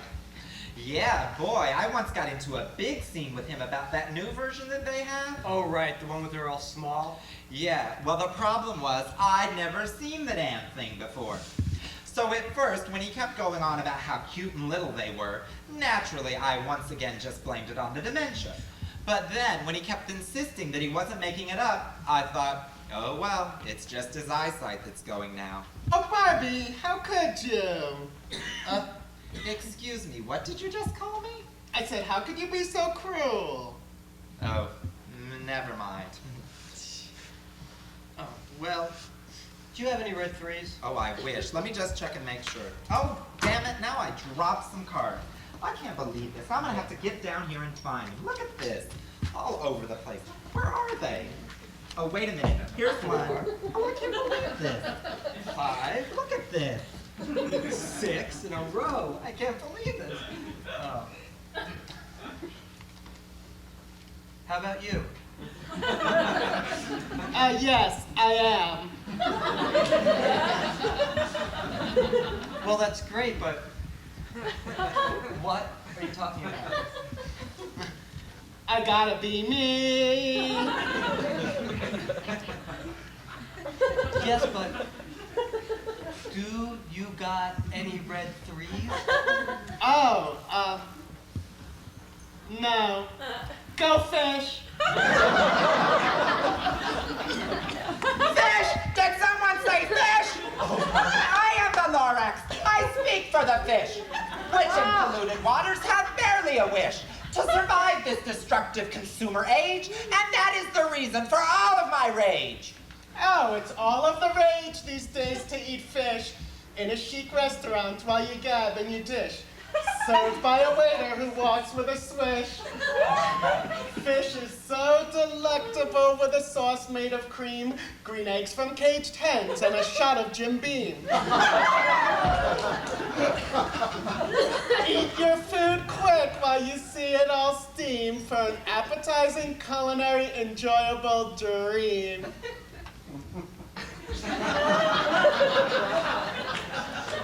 And what about the fish? How do you think they feel when you decide to make them your meal? But food for humans, my dear friend, is not the subject of my rage. Excuse me, please, while I steal center stage. In the past, I spoke of the danger to trees by people who chop just as many as they please, and the birds who can't sing when they can't breathe a thing, not to mention fish swimming in mucky-muck water. Why, it's nothing short of eco-slaughter. My nemesis, the Onceler, with machines he is back, after a brief bout of conscience attack. In the past, he repented for the destruction he'd done. Destroying the earth wasn't so fun when he noticed the web of disaster he'd spun. You became rich by being a bitch and exploiting all the resources you found. No ozone left here and oil still there. Desires for industrial gadgets are a scare. With you at the helm, I suggest you get checked before it turns out the whole planet you've wrecked. Oh, you poor Lorax. Why so uptight? What I think I am hearing can all be set right. Your anger is misplaced. What you need is therapy. My pointing this out to you is rather big of me. I give the people jobs managing Earth's resources so that they might labor for big business and the armed forces. My uranium mines, they're doing fine. Production of polyester couldn't be better. I've invented a machine. It turns rusted metal green. And I've cows in the desert. They give meat which is lean. At the end of a long week's work, I take a vacation, kick off my shoes, consider my situation. I look at you protesters and the trouble you cause. You just need to be happy. I'll come up with something snappy, dig into my pockets for some money and fund Earth Day parties. Give them organic cakes sweetened with honey. He has a point, you know. Maybe he really does care. Why, you and the Onceler have so much in common. Grief, compassion, and unmanageable hair. Look, dear woman, you don't comprehend. It's more than images that need a good mend. Earth days have come and gone, and things have gotten worse. And I'm sick and I'm tired of talking in verse. Hey, look, buddy, you are an asshole. You are fucking things up. What the hell is the matter with you? Can't you see what you're doing? You're fucking around with the order of things, and you're destroying it all for the rest of us. You're talking about eating cows, you're talking about eating fish, and how do you think the cows and the fish feel about it? Well, let me tell you something. They don't like it one bit. No, sirree, and neither do I, because they happen to be friends of mine. And something else that you people don't seem to realize is that the Earth has an immune system. That's right, it does, just like people do. And did you ever think that maybe the reason that people's immune systems are getting so messed up is because you're messing with the environment and the Earth and things like that? They're directly related, you know? But I don't suppose you think of that. No, sirree. And because of people like you, fucking around with things, destroying the order of things, making it worse for all of us, you are making the immune system of the Earth extremely weak. Getting so enraged will not win you any sympathy. My calmness is soothing, and that's what scores me points. It's hard to score points with such a crummy hand. Abe had a way of taking any hand and turning it into a good hand. A bad hand, a badder hand. A good hand, a gooder hand. A worse hand, a worser hand. I don't know how he did it. It's pretty amazing, though.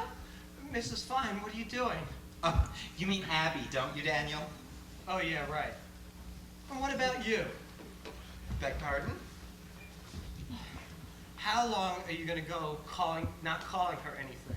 Who? Home. Exactly. Now, just exactly to what are you referring? Danny L? Now, don't think that we haven't noticed how you go out of your way not to call Mrs. Abby Fine anything.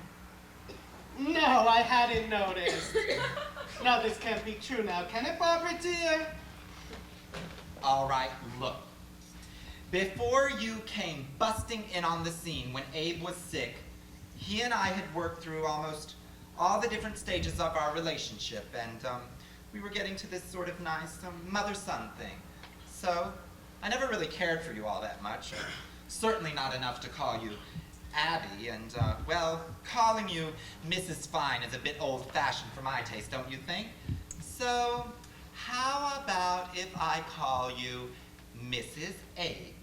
Oh, come now, Babs, we're all adults here. I don't know. Are we? Sticks and stones. I mean, let's be more mature about such matters as name-calling. Oh, honey, I haven't even begun to call names at this point. Barbara. And the same goes for you. Although, I suppose, if it does make you feel better and somehow closer to Abe, then maybe it would be fine for you to call me that. Mrs. Abe. You know, I'm even beginning to like the sounds of it myself. Wow. I just love the way she rationalized that whole thing out. Awesome. Truly awesome. Maybe I should even begin to go by that name myself. Mrs. Abe. Why not? How do you do? I'm Mrs. Abe. Now wait a minute. Let's not get too carried away here. I mean, then I'm gonna have to come up with something else to call you. Sorry, I don't follow your drift, man. Don't you call me man, Miss Thing. Barbara. Let's put a halt to this twisted little game of yours before it goes any further. Why, whatever game can you possibly mean? Oh, the card game. How do I keep getting sidetracked? Sidetracked? Girlfriend, I believe your train of thought has been derailed. Thanks to you. If you only knew how right you are. Well, anyway, I tell you what. Why don't we let Danny help you with this, okay? Okay. Just make sure you deal the right number of cards. That's 10, one more than 11. Now, what number did you deal? Oh, you know, that reminds me of another telephone company story. All right, for this one, well, you know how sometimes when you dial a number, you get this operator asking you, what number did you dial? Oh, I get it. Deal. Dial. Very good. Let's see if you can keep up, dear. Well, and then the computer takes over and says, the number that you dialed, 665-5103, has been changed. The new number is... Are you with me so far? Right on top of you. Not if I can help. Well, anyway, the one who asked you for the number that you dialed is called a mechanized intercept operator, or MI for short, as we called it in the biz. Oh, I didn't know you were in showbiz. Well, I did used to do a stand-up comedy routine about it. Showbiz. Oh, Daniel, we're gonna have a show. This is wonderful. Oh, showbiz. Oh, Barbara, I'm so excited. Well, all right. Now, they say that mechanized intercept is absolutely the worst job in the whole entire telephone company. And I can believe it. Now, just imagine, if you will, sitting there all day long saying, what number did you dial, please? You key in the number, right away the computer takes over, you get your next call. What number did you dial, please? So you're doing this all day long, for 8 hours a day. Get the picture? Well, it's pretty bleak, let me tell you. In fact, we had this one woman in directory assistance, and she was this real battle axe old bitch. And well, she got cataracts on her eyes and she could not see the listings anymore. So they sent her over to Mechanized Intercept, where all she had to be able to do was feel where the keys were. That's why we called it the glue factory for old operators. All right, Mary, here comes another one. Put her out to pasture.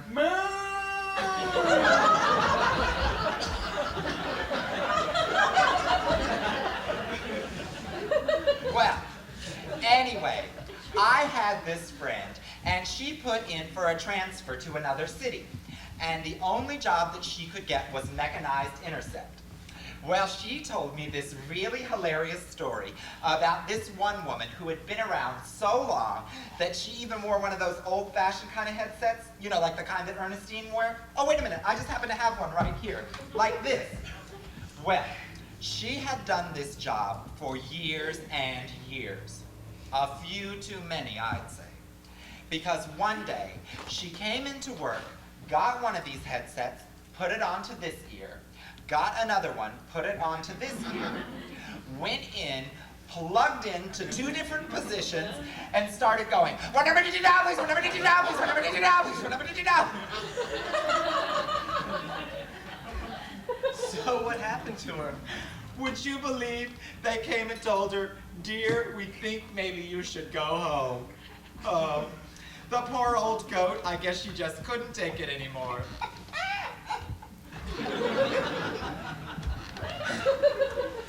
Well, anyway,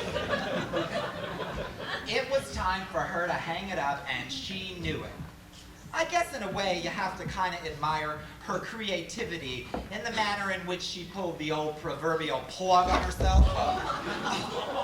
Oh my goodness, Abby finds fallen and she can't get up. Yes, I can, Daniel. I was just getting so carried away. And Barbara's so funny. Pulled the old proverbial plug. Well, anyway, at one time or another, anyone who's ever worked in that pressure cooker of the telephone company has felt like doing the exact same thing. More power to the old gal, I say.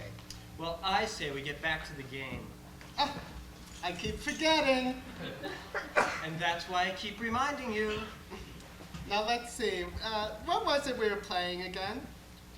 Canasta, canasta, canasta, canasta, na na nasta, nasta, nasta, na na nasty, nasty, nasty, na na nasty, nasty, na na nasty, nasta, nasta, na na nasty, nasty, nasty,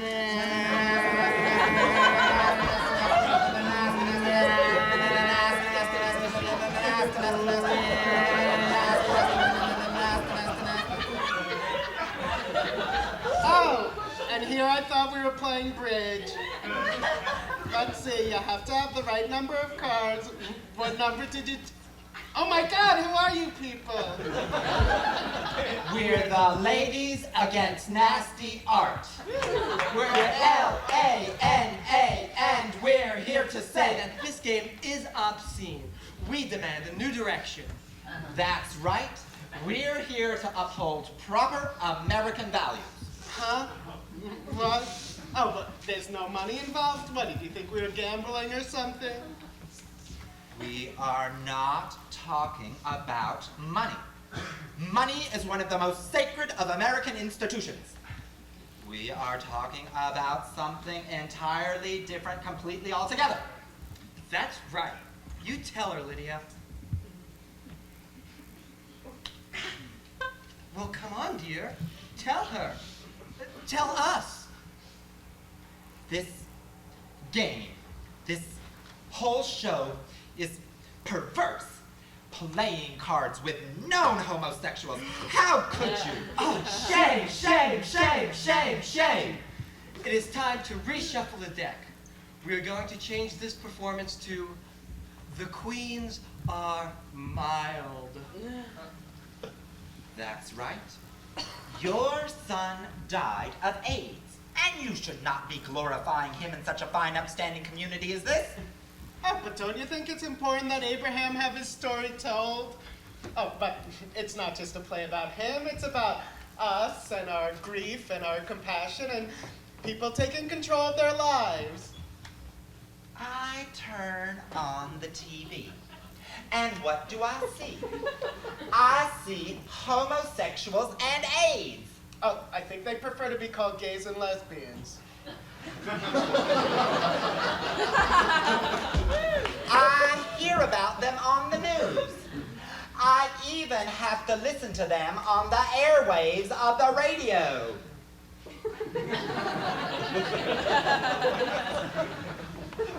They are just everywhere nowadays. You know, I absolutely agree, Lydia. They just about ruined my entire day yesterday. Really, Bernice? What happened? Well, I was running around doing errands. I had to get home, prepare dinner for Earl and the children, take Butch to football practice, drop Tracy by cheerleading, and then I wanted to stop off at church to sign up for that new course they're offering, the one about God and fate. You know, the one about when good things happen to bad people. Well, anyhow, I was on a very tight schedule when I realized it was Earl's and my anniversary, and I hadn't gotten him anything. Oh, dear. Well, then I realized he probably hadn't gotten me anything either. Probably. Then I remembered the sale they were having on linens over at the thriving Bush Meadow Mall. So I decided I could go over there, pick up some aftershave for Earl, and then choose some sheets for him to give to me. Oh, what a practical idea, Bernice. I thought so. Well, anyhow, I went onto Main Street, and I was driving through downtown when I got caught in a traffic jam. And do you know why? No, why? Those militant homosexuals were protesting because someone had burned down the AIDS shelter they recently completed. You know, the one over on Valley Crest Boulevard? Well, I never. Those people got what they deserved. It was fate. I say it was a case of when bad things happen to bad people. Honestly, can you imagine putting a thing like that in such an exclusive neighborhood? Why, I shudder to think how it might have affected the property values if that place had ever been allowed to open. Well, those people, More like animals, I'd say. they're demanding that the police divert more resources into finding out who the arsonist is. Oh dear, you don't think that they're going to do that, do you, Bernice? I don't know, dear. But anyhow, there I was, stuck in this traffic, trying to think of what kind of sheets Earl would like to give me. You know, we just had our room done with that lime green carpeting and the canary yellow wallpaper. I thought some sky blue sheets with a checkerboard background would be very, very, very tasty. Oh, Bernice, that class you took in interior decorating has really paid off. Oh, thank you. Well, anyhow, I was stuck there in that traffic and I could hardly think straight. What, with all that noise? They were blowing whistles and chanting. I had the windows rolled up too, what, with the air conditioning on, but still. Anyhow, these two women approached my car. One of them had a black leather jacket on and spiked hair, and the woman with her had, well, let me tell you that I could see she was not wearing her brassiere. And what's more, when she stuck her fist up into the air, I could see she did not shave under her arms either. Those people. Animals, Bernice, I'm telling you, they're just animals. Well, anyhow, they got in front of my car and started kissing. I was appalled. I couldn't move any of it. What was I to do? Oh, you poor dear. Oh, those types are just everywhere these days. Now look, theater is wholesome family entertainment, and you should not be putting those type of people in your play. I didn't. She just did. Oh, honestly, the nerve. Now you just look here a minute, Missy. My sister's husband's cousin's daughter's husband's sister had a son who served his country faithfully in Operation Desert Storm, and he died over there in Saudi Arabia. Now he is a real hero, and we demand that you start portraying the likes of him on your stage. Well, sister, that just ain't gonna happen here.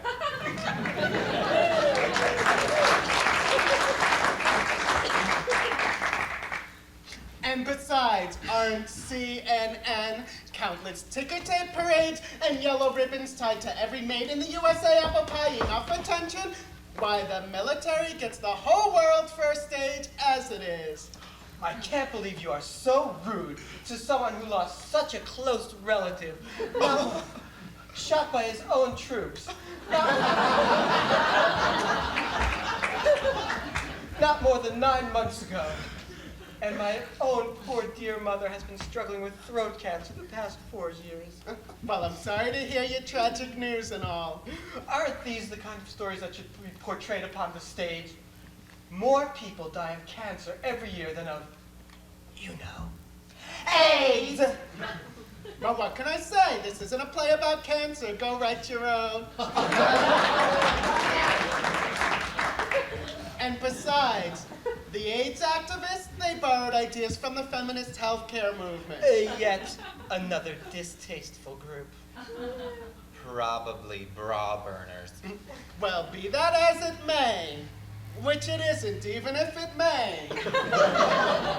Except maybe in the month of May. Now, the women with breast cancer and the homeless people are using the strategies and tactics of the AIDS activists. It all comes full circle. There's no need to compete. We can all unite and find our common ground. Never! Why, just the fact that you two don't want there to be plays about AIDS is enough of a reason to have them. Oh, I can't believe this. This is too much. This woman is insulting. Come on, let's go. I'm not standing here listening to her talk like this. Now, if you two ladies will excuse me, I have a card game to get back to in which the queens are riled up. Hot damn, let's play some cards. You know, I've been thinking how I'm no longer a Jewish mother anymore. You're not? No, my only offspring is dead as a doorknob. God should pull out my tongue. I talk this way about my dead son. Well, at least we know he died innocent. Excuse me, but Abe hardly fits the profile of your typical innocent victim. He was no victim. About innocence, to be born Jewish is to be born guilty. Abe spent his entire life working through that guilt so that he might die innocent. What a concept! You know, Daniel, you would feel less guilty if you called your parents. Abby, we've been through this all. Don't worry, I've already talked to them. You have? When? I told them you're okay. They're fine too. Of course, they'll be happier when you call them. Call them what? Are you okay? Yes, I'm okay. I'm fine. I'm Abby fine. Abby fine. I be fine. I be fine. You know, that would be a great stage name if I ever become famous. I be fine. But you know, if I'm a famous performer, I'm not gonna change my name. Not like the rest of them Jewish performers. You know, like Mel Brooks and Pee Wee Herman and Ethel Merman and Bob Dylan. But I bet you didn't even know that Ethel Merman and Bob Dylan have the same given last name. Zimmerman. Why, I think that they're related. I think that they used to sit around and sing each other's songs to each other. Like Bob Dylan. There's no business like show business like no business I know.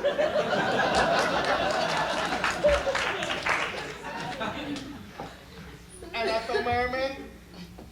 The answer, my friends, is blowing in the wind. The answer is blowing in the wind. Why, Barbara, how'd you do that? What? How'd you make the dots go from your dress to that tablecloth over there?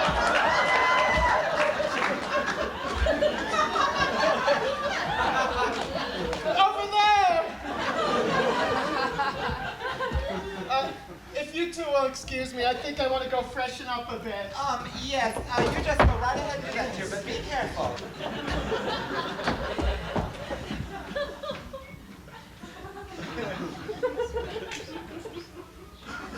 What is with Miss Thing?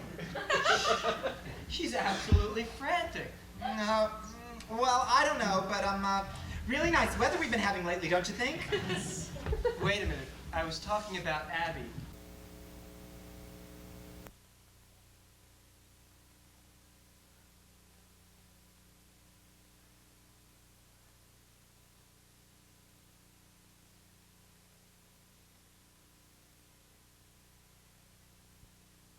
I think I want to go freshen up a bit. Yes, you just go right ahead and do that, dear, but be careful.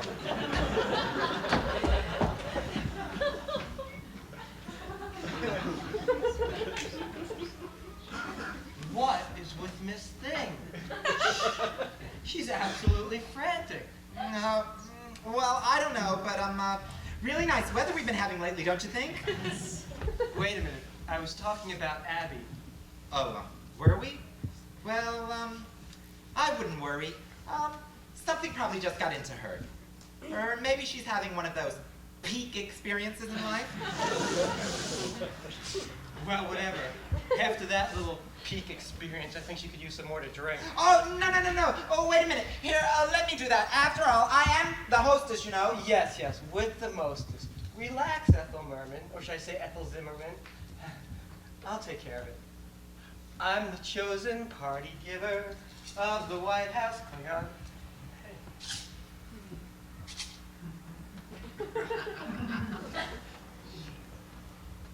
Barbara? What is in this glass? Oh, it probably just fell in there like Don't answer. I know what's in the glass. You dosed Abby fine, didn't you? Well, I only did it to get her off your back. And there's no real harm done. You've got to admit she's a lot more fun to be around like this. That is not the point. You go on and on about how people need to be in control of their own lives, and you do something like this. I do not need you to point out my inconsistencies.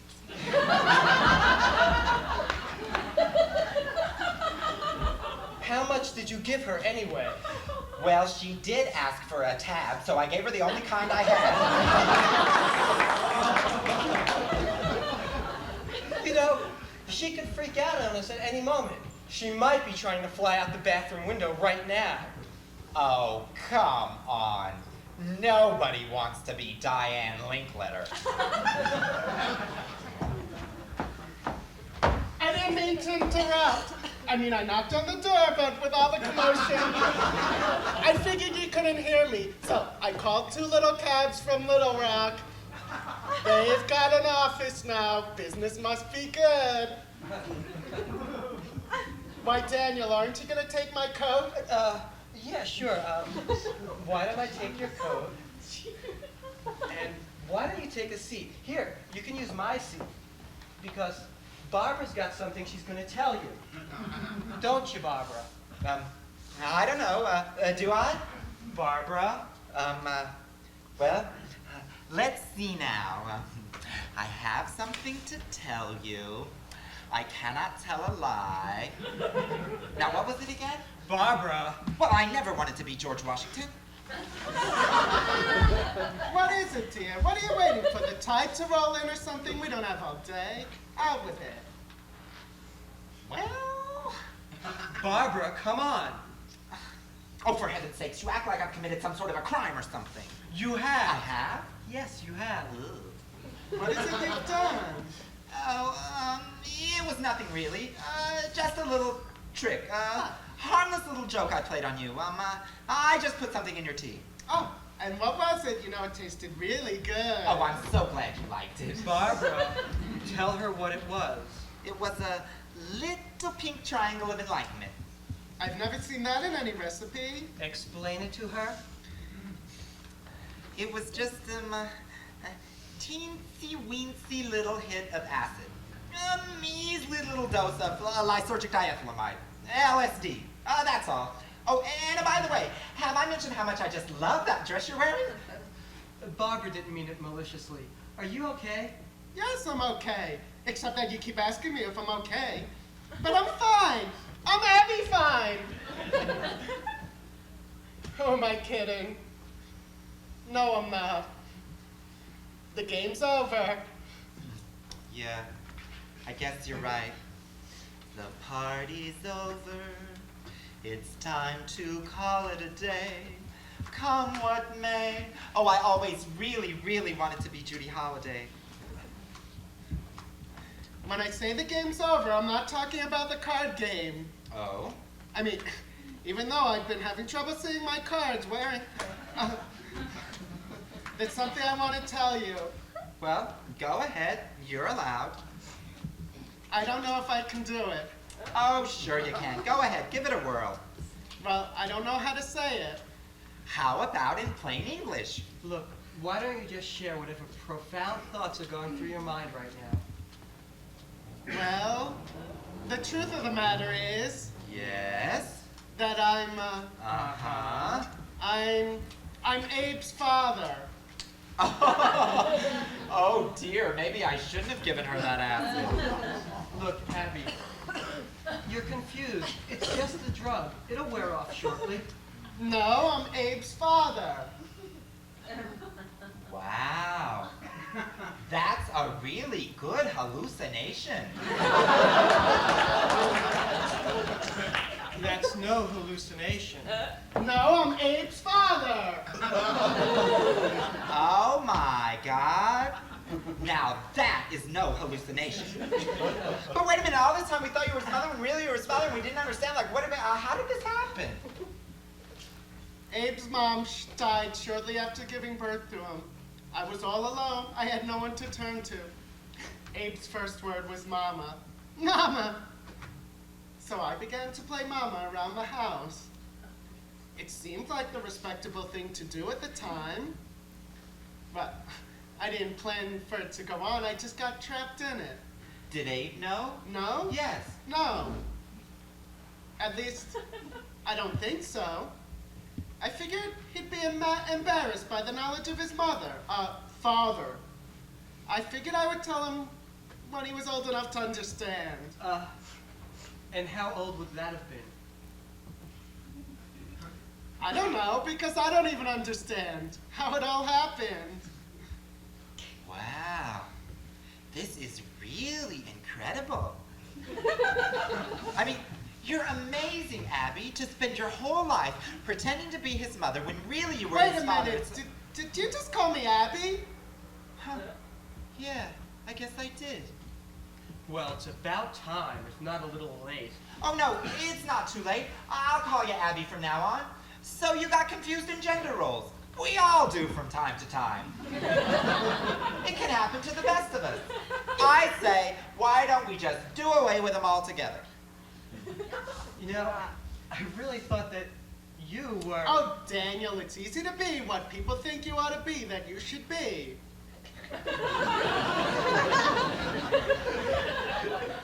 I was just playing a caricature of a stereotype, that's all.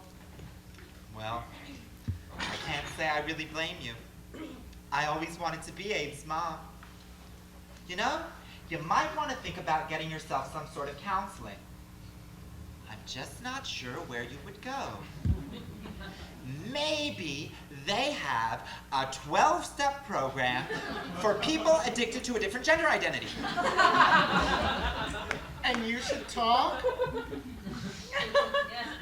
Maybe you could even get a Geraldo. This could be a big breakthrough. Barbara. The only breakthrough is that I've finally been able to tell someone after all these years of holding it in. Somehow after tonight I feel close enough to you two to tell you. But I don't need counseling. What I need is a good electrolyst.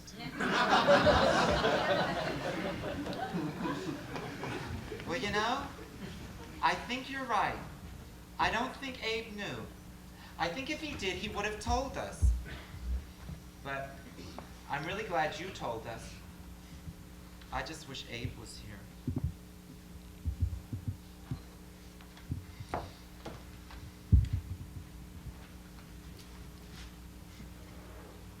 Here. This was Abe's favorite. I think we should put it on the quilt panel that we make for him. You mean you'll help me after all? Well, sure, that's what friends are for. Oh, keep smiling, keep shining, knowing you can always count on me through good times, through bad. Now, I'm sure I wouldn't mind being some of them. I'm just not sure which ones. Like, I wouldn't mind being Dionne Warwick or Gladys Knight, and I wouldn't mind having Elton John's glasses collection or Stevie Wonder's talents, and I wouldn't mind... Get a grip, Mary. Huh? I always wanted to be Mary Tyler Moore. You're the one with the identity crisis. I beg your pardon. I'm just a little girl from Little Rock. We're just three little girls from Little Rock. We lived on the wrong side of the tracks, but the gentlemen friends... Oh, come on. I think I've got a piece of material in the bedroom that we can use to make Abe's quilt panel with. We might as well get started. Yeah, you're going to be up for quite a while.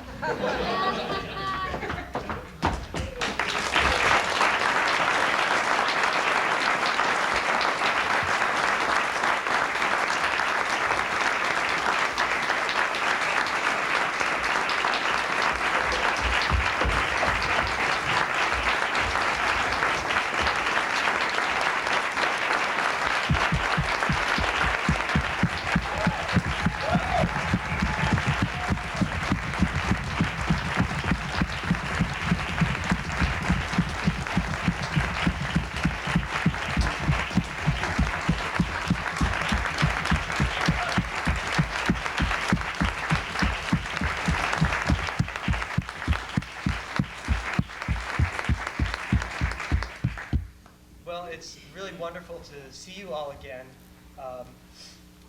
Missoula was a really turning around point for us last year. It seemed that our shows after Missoula just took off, and everything went so great, and our receptions were we were really well received, is what I mean to say. And so we're really happy to be back here again. It's sort of like it's like sort of coming back to a what? I can't think of the word. Is that it? Okay. That's the word. What was it again? Say it louder. High watermark. High watermark. And so we'd like to thank William Dratz and Victor Mingowitz, the All City Queer Nation, and all the other folks involved in bringing us here. Let's see. Other thank yous. Who are we standing with?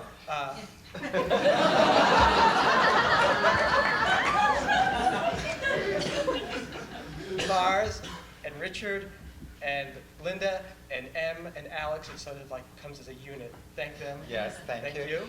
And also thank you to Ginny Merriam at the Missoulian for writing the article about us once again. And this holiday is coming up, like Veterans Day, which means you'll probably be wanting to get people gifts. That's right.